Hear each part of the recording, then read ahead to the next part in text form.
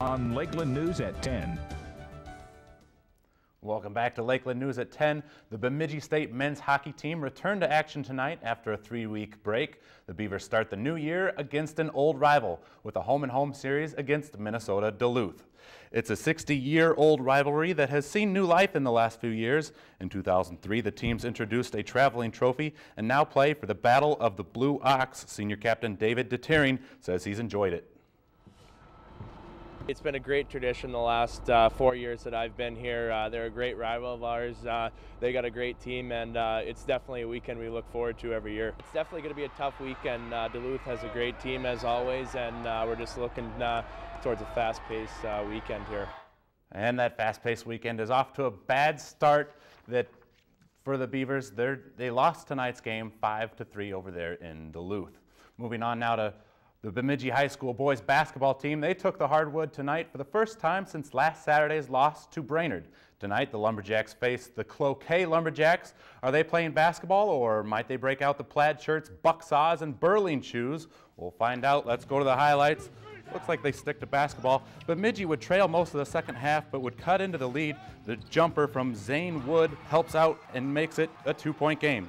Bemidji up 2 when Ryan Lidstrom for Cloquet would get the steal here, goes the other way for the easy layup, and we're tied, and we're going into overtime, folks. I told you it was an exciting one. Bemidji up 2 after some free throws. 24 seconds left. They run some time off.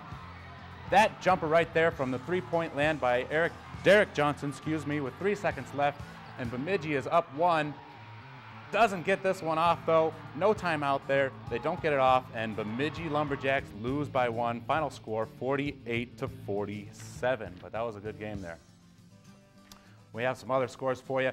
War Road 52, Bagley 48, New York Mills 78, Ferndale loses 52, Bertha Hewitt 76, Henning 30, North Ulm Kelleher 80, Lake of the Woods 51, WHA 84, and Red Lake 77. Those are all finals. In girls basketball, Pequot Lakes 70, Deer River 57, East Grand Forks 75, and Goodrich 43, Climax Fisher 56, and Woburn 30, Frazee 60, New York Mills 51. Those are your scores for girls basketball. After an 0-for-5 West Coast road trip, the Timberwolves hoped that a return to the Target Center would be a good thing. Instead, they've come home to face some stiff competition. The T-Wolves lost on Wednesday night to the red-hot Trailblazers, and tonight face the Denver Nuggets. Denver coming off a win against the defending champion San Antonio Spurs last night in Denver.